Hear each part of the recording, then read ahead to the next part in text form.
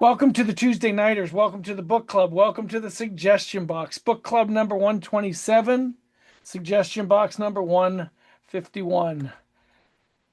Congratulations to each one of you for landing in this space. Next week will be officially 52 weeks. Tonight is Exodus, the fourth chapter. This chapter has 31 verses, only 891 words. It was not exhausting. It was a nice chapter.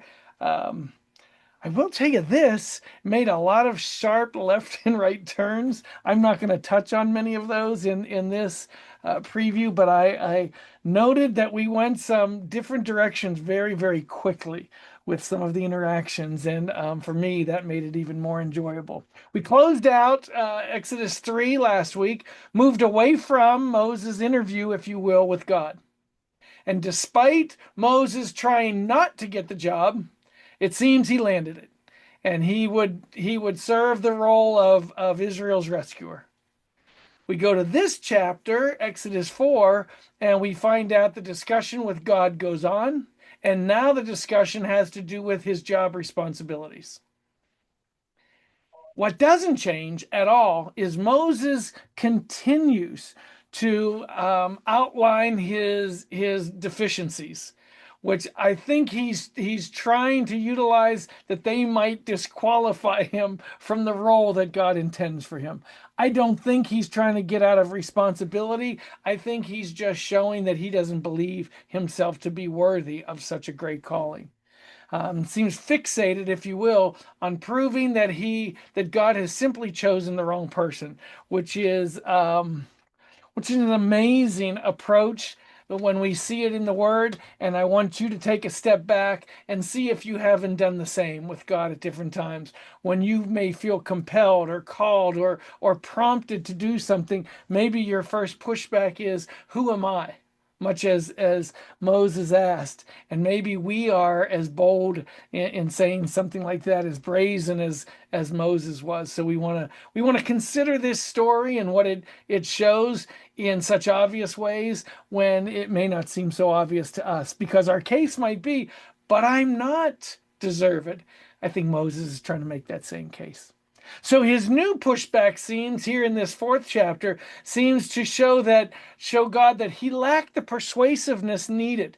He's going to have to get in there and try to persuade Pharaoh, persuade the Egyptians to do something that he doesn't think he's qualified to do. So Moses began to wonder out loud why Pharaoh or the Egyptians would ever believe that he was God's personal representative in such a role.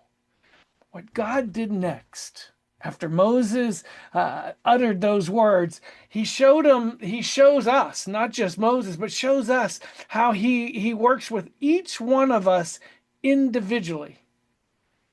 As he used what Moses brought to him, there is a figurative metaphor. There is a metaphor here. I don't want to be redundant. There's a metaphor here that all of us should embrace.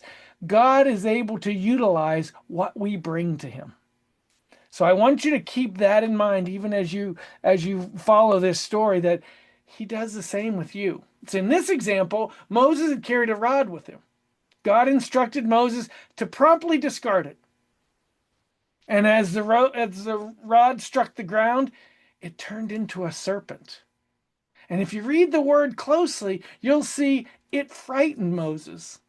I read that to be the serpent, but maybe the whole event frightened Moses. Wonder, as I read that over and over and over and studied, I wonder if this is some subtlety to even ourselves, that we become afraid of maybe what God can use as it refers to what we bring to him. There's a theory in business that maybe applies even here. If in fact that's true, that there is this subtle showing of how God can use us and use what we bring, and that causes fear. If that's what's being shown, there is this theory in business that many people, and in some theories, most people have more of a fear of success than of failure.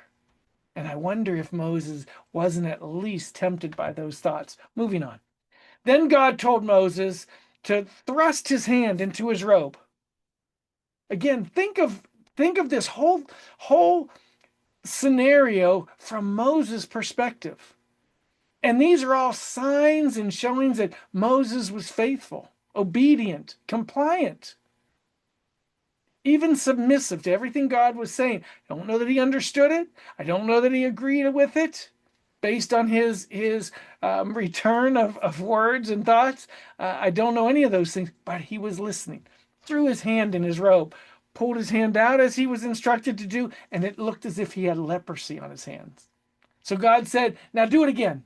Put his hand in his robe, pulled it out again. Now it was clear.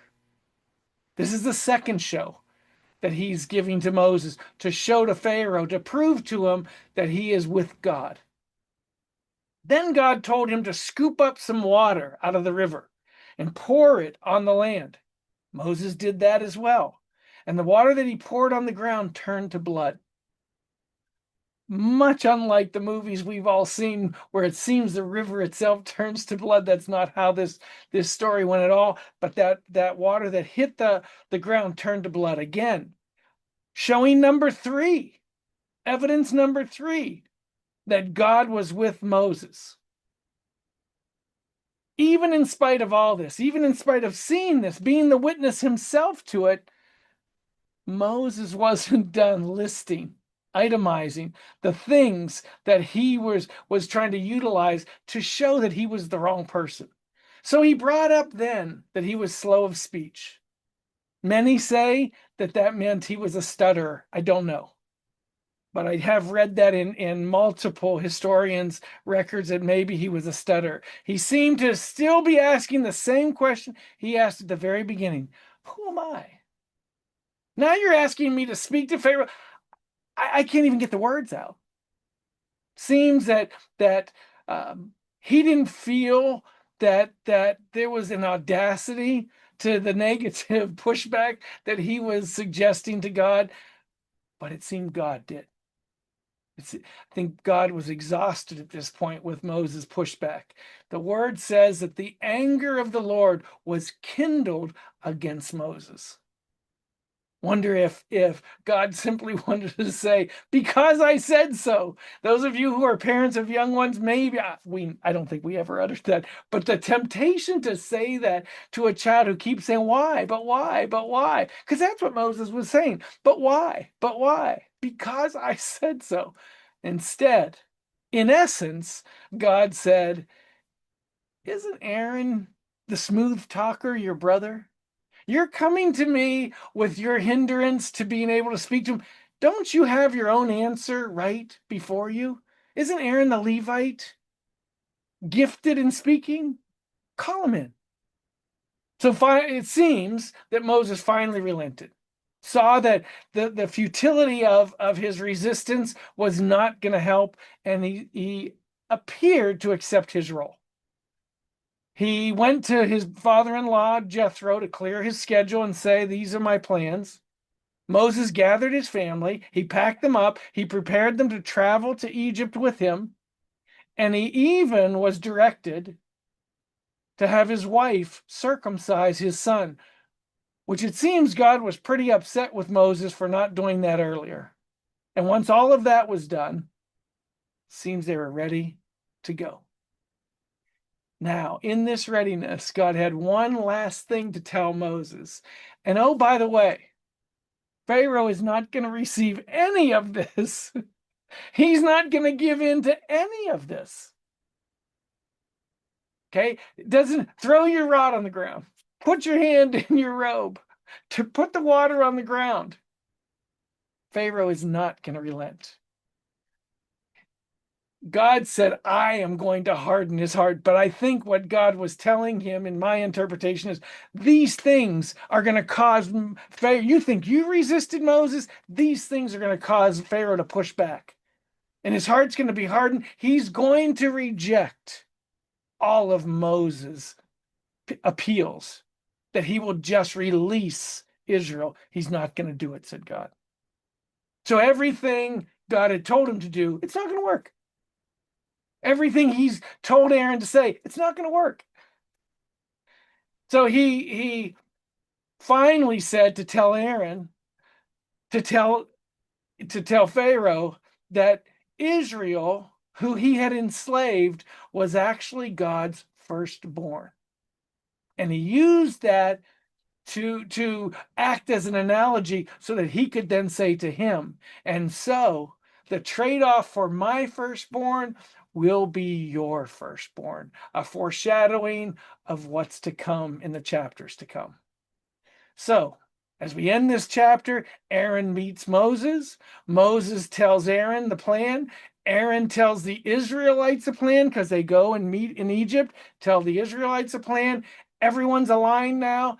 Next stop, future chapters, Pharaoh and the Egyptians. Let's see how this all works.